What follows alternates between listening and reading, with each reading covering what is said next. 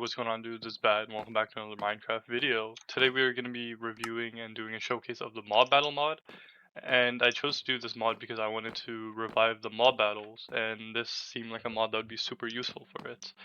So I'm in version 1.20, 1.2, using the current latest version of the mod, version 2.8.0. And as you can see in the creative menu, there are 13 items, and I'll go through each one of them, and then I'll go through some of the commands that are available within this mod. So let's get started. So as you can see, with each of the items or the tools, you can see if you hover over it, it shows you exactly how to use it. So that's helpful if you don't remember. But let's get started with the Mob Enrager. So this item is useful for just doing 1v1s. So if we were to just spawn two zombies like this, we could just left click, and then they'll start targeting each other and fighting each other, as you can see. Yeah, and then if we were to, let me just, if we were, if you hover over it, it says right click to reset. So the reset only works to reset before you choose both your targets. So it only works right here, because once they start actually targeting each other, you can't reset the targeting. If I were to kill this guy, and then if I were to do this before they even fight, I can't reset. I'm spamming right click, it doesn't do anything. So that's something to be careful of. And then the next item, this is for doing like multiple versus one. So if we were to have 3 zombies and then 1 here, so if we put all of these guys on, I like to think of it as there being 2 teams. There's an entity team and then a target team.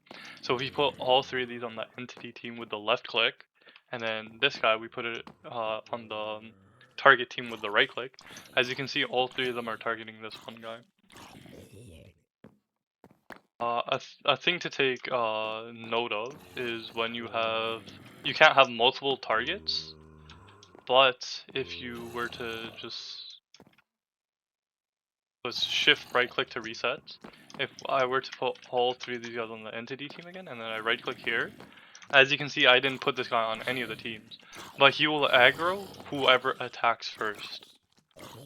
So you should be careful of that. Next we have the mob healer. So as you can see, this guy is below full HP. So if we just left click him, it'll just heal it. So it's a very simple tool. So like if you have a boss or something and you're doing multiple rounds, you could just heal it in between rounds instead of having to respawn it and whatever. Next up we have the mob killer. So this tool has 2 modes. It has single target and it has right click to kill all mode or all mode. So let's start with the single target mode. So if I just left click, as you can see, it just kills one singular mob, the one that I aim at. Okay, this is just the one that I aim at, and it has to be within, I would say, like 6 blocks of you, so it's probably like standard reach. And then the second mode is the all mode. So basically, this one, you could still do the left click and it'll still do single target, but if you do right click, it just kills all the entities that are close to you. So if we do multiple of these, we also have an item on the ground. So if I just right click, it kills everything, including the thing that was on the ground. So there's a bunch more items on the ground. If I right click again, it'll destroy those items as well. So that's very useful if you wanna just kill everything or remove items that are on the ground, like mob drops. Next up we have the effect giver and the effect remover. So for this I'm just gonna go inside like this box right here. So we have the zombie, we're just gonna right click to go into the menu. And then hold on, let me just delete this. So as you can see here, there's a list of all the potion effects. So if we wanted to get this zombie resistance, we just click the resistance. You can also just type in here. resistance, and then it'll come up. And then here's the duration. So for the duration, this isn't in seconds, it's in ticks. So there are 20 ticks in a second. So if you wanted to do it for 1 second, you just do 20. If you wanted to do 10 seconds, you do 200.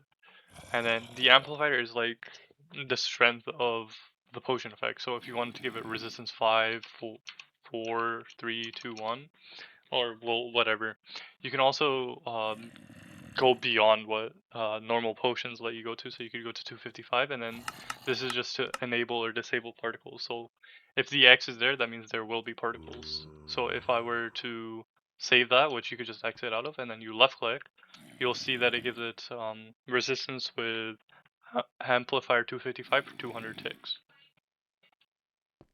So if I were to hit this guy, looked like it was normal. It doesn't work with. Okay, so I guess resistance 255 doesn't work.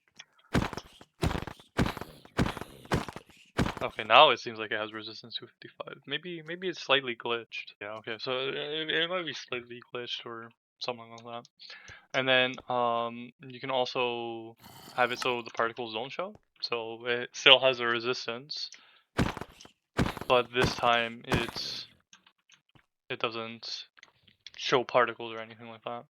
And then let me switch back to it showing particles. So now you can see particles. If I were to just left click with the effect remover, you can see that the effects were cleared before the time ran out. So that's these two, very simple and pretty easy. Then you have just this mob equip tool. Mob army is kind of more complex, so I'm gonna just move it over here. The mob equip tool, so basically, even though it says that you can make a box with it, I don't see that you can make a box. Because as you can see, the zombie doesn't pick it up. But you are capable of just left clicking the mob and then just giving it an item, and then it will pick it up. It doesn't say that you can left click here, but it does mention a box, so there might be still some glitches or bugs in the mod, so hopefully they updated that. So next we have the mob mount. So this is for just like stacking mobs. So you just left click, and then he'll go on top of them. And then you could left click here, and then left click here, and then he'll go on top of them. So you can't like put a middle guy. Yeah. Okay. So yeah, you can just play around with it, and then like Okay, yeah, you can't put one guy at the bottom. Okay, I guess you can.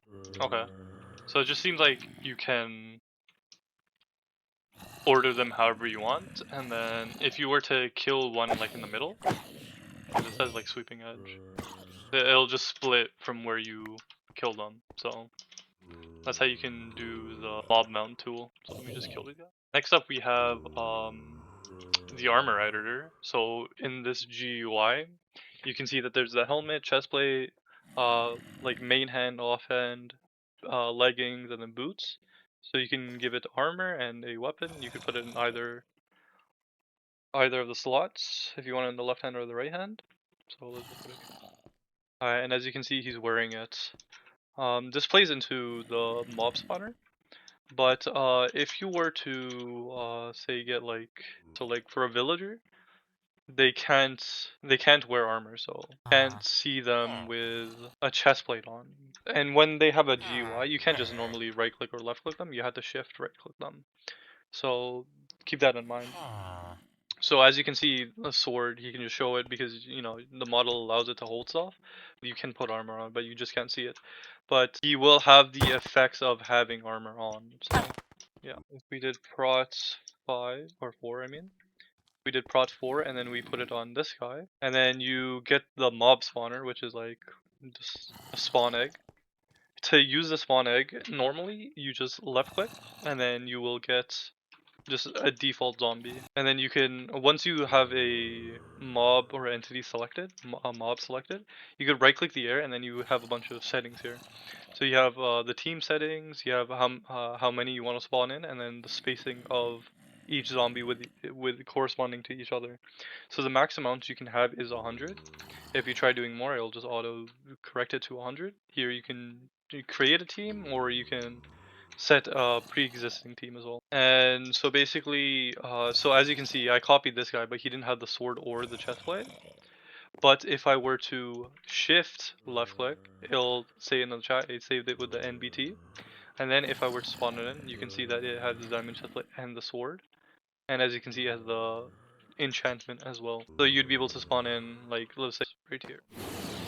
So yeah, all of these guys now have the sword and chestplate, with the chestplate being enchanted, as you can see. Next up, we have the boss bar is also pretty simple. Let's go back to 1. I'll just pick. Okay, so it seems like sometimes it like glitches out and it doesn't save the number you put in. So you should always like test it before you try and do a mob battle. Okay, so we have the zombie spawned in, and then we have this boss bar adder. So it's left click to add it, right click to remove it, and then you can click V to change the color.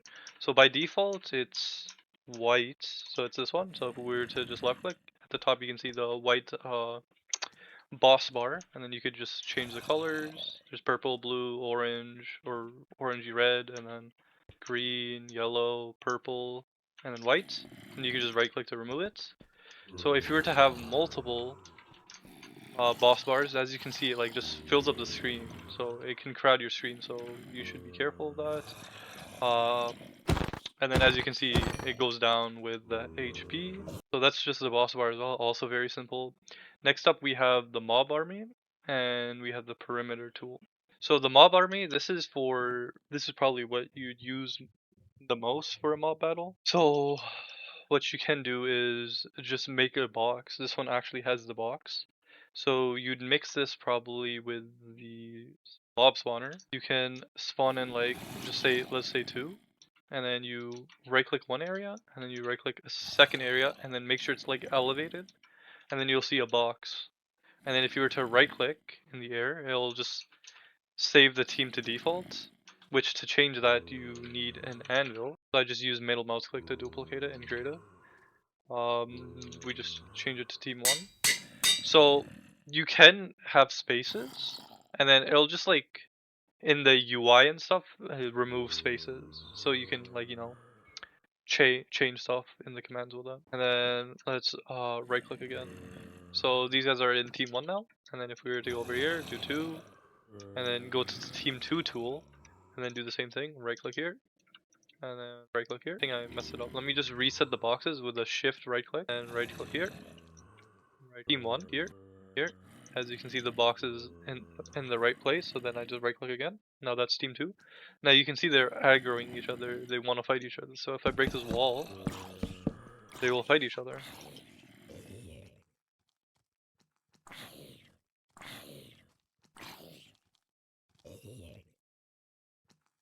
So like once they choose a target, they will go for it until either one of them dies. So you can't really change that. So and sometimes it doesn't even go for the one closest for it. It just I don't know how it really selects the target.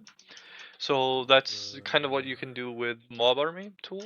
You can also just if like some of those guys run out or whatever, you could also just left click and add it to the team. Next up is the perimeter tool. So this is like what I would say is for like a King of the Hill or Capture the Flag type game mode that you wanted to do with mobs. Text here is kind of confusing. It says creates a mob battle perimeter with an outer and inner radius. Mobs outside the inner radius but not the outer will try to move back into the perimeter. Mobs outside the outer radius will get teleported to the center. So this tool also has 2 modes. Okay, so I'd change it to something smaller than the default because the initial one was too big. So you can change the shape of it, circle and square. I'd recommend square, but you could also do circle. Minecraft hitboxes, which are also boxes to like fully be within the circle. So you sometimes get clipping and sometimes they're just on the outside of the thing. I'll show you that. So we'll do square and then we'll just right click right here. So as long as you're hovering over the tool, you'll see the 2 boxes. Let me just make them. So you can see that there are 2 boxes. There's this yellow one and then there's a red one. So as the tool is saying, if the mob is outside of the yellow, but inside the red. So this area right here, it will walk towards the middle, walk inside the yellow. If it's outside the red, then it'll just be teleported into the yellow. So if I were to spawn a mob in here, you can see it doesn't do anything. It'll just do normal stuff. If it walks out, it'll just start walking back in. If it's outside here, like say over here, it'll start just walking towards the middle. If it were to be outside the red, as you can see, it just teleports straight in. And then if we were to switch this to a circle, which sometimes you have to click it twice, change it to a circle, he's able to kind of slightly be on the outside of it. And then if you click V, this is just to remove it, because if you like try and like right click again or left click or whatever, it doesn't do anything. You could just move it. Next up, what we have are the commands. So you have 7 commands. You have add, empty, join, leave, list, modify, remove. Add is just add a team. So if you wanted to do team 3, and then as far as I know, even though it says that you can do a display name, you can't really do a display name unless I'm stupid. I think you're supposed to use square brackets, but because like once I like made the teams over here, it made the team 1 and 2. So you could also just straight up do it like that. And it's also kind of a faster way. I already have it. So it made the default team when I used the tool before I named it in the anvil. So it made the default team then. And then this was the ones I made before, and then this is the one I just made now. And team empty is if there are a bunch of entities in a team, put 10 guys in here, and then get team 1. And then I go here, and then I go here, and then right click. So they'll all be in team 1. Okay, kind of like did it over here because I didn't reset it. Team 1. If I do team empty and then I do like team 2 or something, there's no one in that team, so it does nothing. But then if I do team 1, it'll say that it removed 9 members from team 1, which were these zombies minus the one that was outside. And then, yeah, so that's just removing teams, or emptying teams. Next up we have the join. So this is if you want a player to join a team. So if you wanted yourself to join team 1, or if you wanted like all of these selectors to join a team, you could do that. So if I do this, and then the next command is leave, which is like, it removes players. And then if I were to leave, there you go. Now I'm not in that team anymore.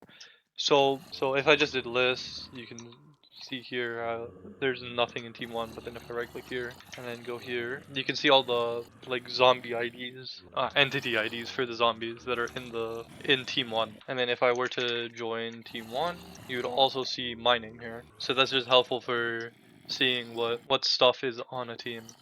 So if I were to just leave, as you can see here now, I'm no longer in the list. Next up is the modify command. So this is for just, next up is the modify command. So this is for just changing config rules for each of the teams. So if you wanted to change the collision rule, so if they can like push each other, you can change it so they always push all the entities. If they never push any entities, if it only pushes the other team, pushes their own team. And then next up is the color. So you could just change the color of it in like leaderboards, scoreboards, anywhere like that, to all the default Minecraft colors. The death message visibility, this is, you have the same control. So this is just if it says in the chat of who died and like how they died. So the display name is, that's kind of like a backend type thing, that instead of having like a UUID like this, or like having the backend name be team 1 as well, you can change it to like team 1 red. But I don't think that this works right now because like it doesn't let me do anything. So I think this is like an issue with the code as well.